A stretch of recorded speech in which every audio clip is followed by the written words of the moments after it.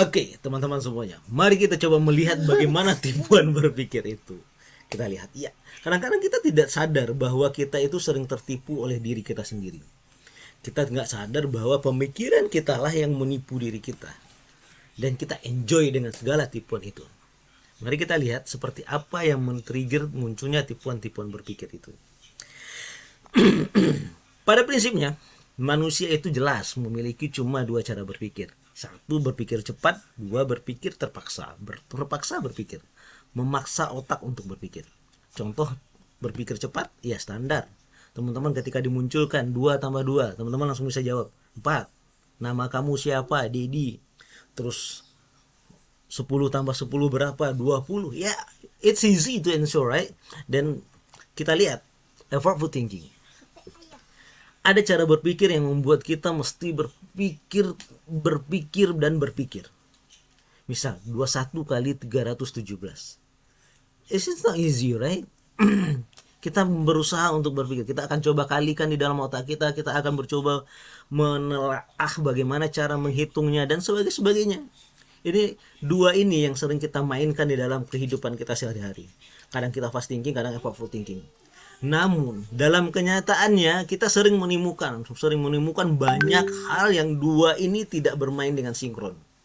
Di sisi kita butuh effortful thinking, tapi kita bermain dengan fast thinking. Ketika kita butuh fast thinking, tapi kita mempersulit keadaan. Ya, bagaimana ini terjadi? Inilah yang saya namakan dengan tipuan berpikir. Kita lihat. Pertama, ada yang diistilahkan dengan halo effect. Teman-teman, halo effect saya yakin mungkin banyak di antara kita yang udah paham seperti apa halo effect itu. Seperti apa orang seperti apa otak kita meng-create sebuah kesan pertama itu, padahal yang kita butuhkan adalah bagaimana menganalisis jauh lebih dalam. Tapi karena pandangan pertama itu begitu menggoda, udah kita terfokus sama itu. Ini contohnya. Jika teman-teman sakit, diperiksa sama dokter ini, apa yang akan Anda lakukan? Ya, saya yakin. Karena kondisi dia seperti ini, teman-teman akan melihat, enggak cocok ini. Ini enggak cocok buat kita. Ini enggak cocok untuk jadi dokter. Lihat dengan tampilan dan sebagainya. Tapi ketika saya buka dengan ini, apa yang terjadi? Switching otak kita langsung, ya oke, setuju. Padahal yang kita butuhkan adalah sebagai seorang dokter bukan tampilan luarnya, bukan? Tapi yang kita butuhkan adalah sisi orangnya, kompetensi yang dimiliki oleh orangnya. Ini yang kita lihat dengan ini yang dinamakan dengan halo effect. Kadang-kadang karena kesan pertama, oke, kita justice, no, he's not a doctor. Dia bukan seorang dokter. Tapi yang terjadi adalah ketika kita ganti saja bajunya, cukup ya langsung merubah cara berpikir kita. Hati-hati dengan cara seperti ini. Kadang-kadang kesan pertama kita itu merujuk kepada kesimpulan akhir. Ini yang kita hindari, apalagi dalam proses decision making, problem solving, dan strategik dan sebagainya. Ini yang kedua. Teman-teman, saya punya satu harga stick dan bola harganya 1.100 US dollar. Harga keduanya itu adalah 1.000 dan selisih harga keduanya itu adalah 1.000. Berapa harga bola dan berapa harga stick? Menurut teman-teman. Ya, kadang-kadang fast thinking kita menyatakan, ya, harga salah satunya 1.000, satunya 100. Dan clear. Tapi coba lihat. Di sini ditetapkan selisihnya adalah 1.000 US dollar. Jika teman-teman menjawab tadi adalah harga stick 1.000, harga bola 100, itu permainan masih berada pada fast thinking yang tidak tepat. Itu artinya kita masih tertipu dengan otak kita. Lihat. Kalau kita ambil harga stick 1.000, harga bola 100, selisihnya berapa? 900.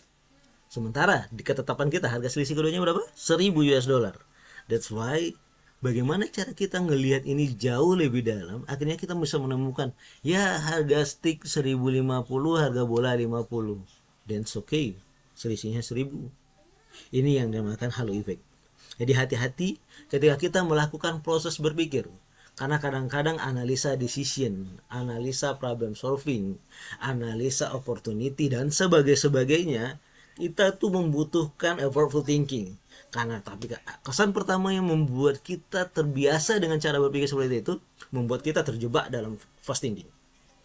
Dan fast thinking kita biasanya dibangun karena keterbiasaan. As that is the other environment of life dan sebagainya. Oke, ada yang kedua. Ini kita namakan dengan anchoring effect.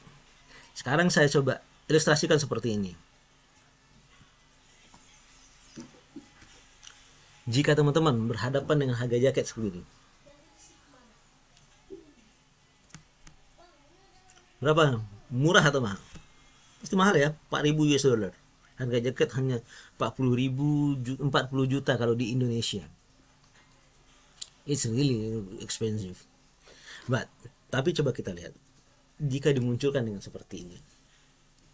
Harga aslinya adalah 14.000 dan sekarang dijual 4.000 karena best sell for today only. Gitu.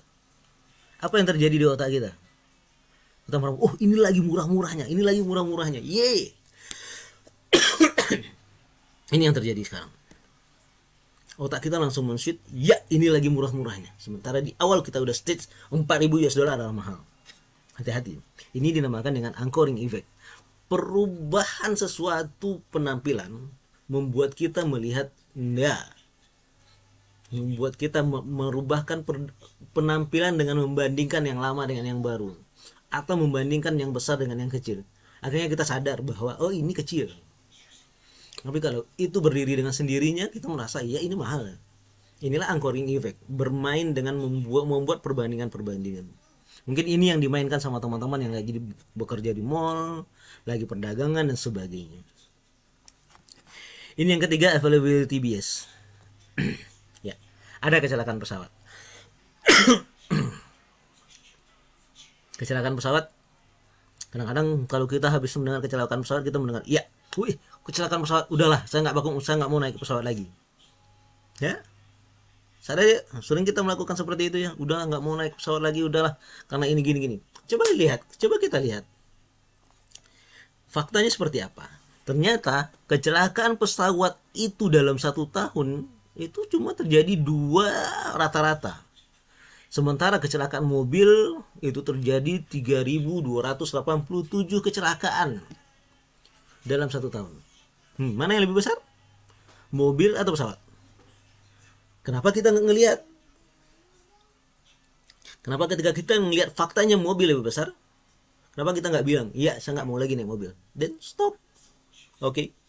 Ini bentuk bagaimana cara berpikir bias kita, cara berpikir yang menipu pikiran kita sendiri. Oke teman-teman, untuk itu agar kita punya clear thinking, let's stop to do this one. Mulai menganalisa, mulai melihat ini fast thinking atau avoidable thinking. Dengan itu kita bisa menjadi orang yang berpikir tidak tertipu dengan pikiran masing-masing. Oke, thank you.